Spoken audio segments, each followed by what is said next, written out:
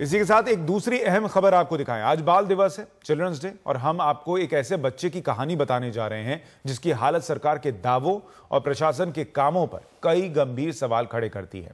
ओडिशा के बोलांगीर जिले के रहने वाले सुशांत के एक हाथ में पस पड़ चुकी है और दर्द के मारे उसका बुरा हाल रहता है। सुशांत और उसका परिवार कर्नाटक में एक ईंट भट्टे में बंधुआ मजदूरी करता था। वहां सुशांत जब बिना दिहाड़ी काम करने से मना करने लगा तो मालिक ने लोहे की रॉड से मार मारकर उसके हाथ का यह हाल कर दिया।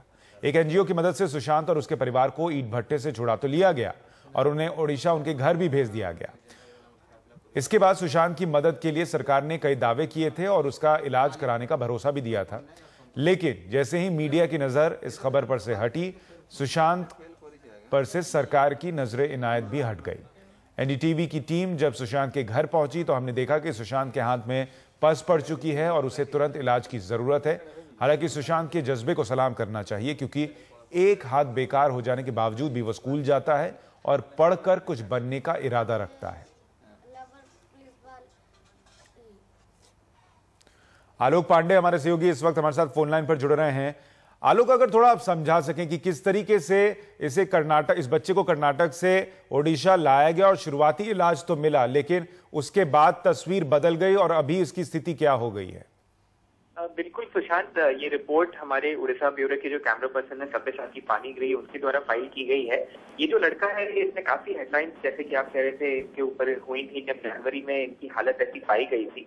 कुछ एनजीओ हैं उस रीजन में जो चाइल्ड लेबर और बॉन्डेड लेबर के ऊपर काम करते हैं। इन्होंने इसको गुलबर्ग से रेस्क्यू किया था। कर्नाटक का गुलबर्ग जिला है, वहाँ पे लोग ईंट की भट्टी में काम करते थे ऐसे बॉन्डेड लेबर। इनको उड़ीसा से कुछ बिचौलिए लेके गए थे। बहुत गरीब परिवार है, पैसा नहीं है इनके पास, इसलिए इनको कर्नाटक लेके गए थे। जैसा कि आपने बताया, बच्चा बिना तनख्वाह के काम करने से मना करने लगा। इससे मालिक गुस्सा गए, उन्होंने कहा कि तुम ऐसे कैसे कर सकते हो। उसको बहुत मारा, उसका एक हाथ ऑलमोस्ट अनयूजेबल है। एनजीओ ने रेस्क्यू किया, वापस उड़ीसा आया।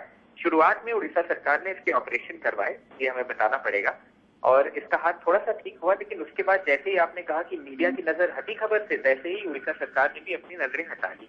अभी 1 महीने पहले उड़ीसा ह्यूमन राइट्स कमीशन ने एक ऑर्डर दिया कि उड़ीसा सरकार 50,000 रुपए कॉम्पनसेशन दे इस लड़के को। इसको कोई पैसा नहीं मिला है, तो उसको एक चेक मिला परिवार को, लेकिन परिवार का दावा है कि जब वो बैंक गए तो वहाँ कोई टेक्निकल हैसल हो गई, तो वो पैसा भी अभी तक कैश नहीं कर पाया।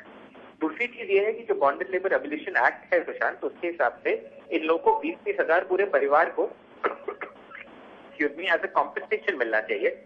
कर्नाटक सरकार, जिनका काम था सर्टिफिकेट इश्यू करना, उन्होंने इस बच्चे का और उसके परिवार के सर्टिफिकेट तो इश्यू कर दिए, लेकिन ना उड़ीसा सरकार ने ना कर्नाटक सरकार ने, दोनों तरफ से कोई भी पैसा अभी तक इन लोगों को नहीं मिला है। बहुत ही गरीब परिवार है, आप खुद शॉर्ट्स देख रहे हैं। इसका हाथ को अर्जेंट ट्रीटमेंट की जरूरत है बच्चे को, लेकिन अभी तक कोई भी ऐसी सुविधा इसके पास है नहीं।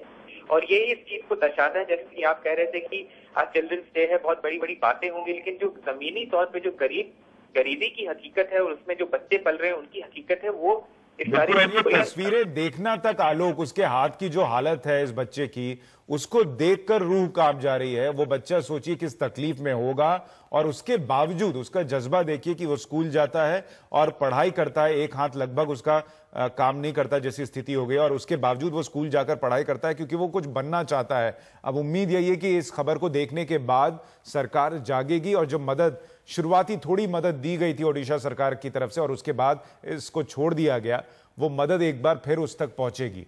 बहुत शुक्रिया आलोक इस पूरी जानकारी के लिए आपका।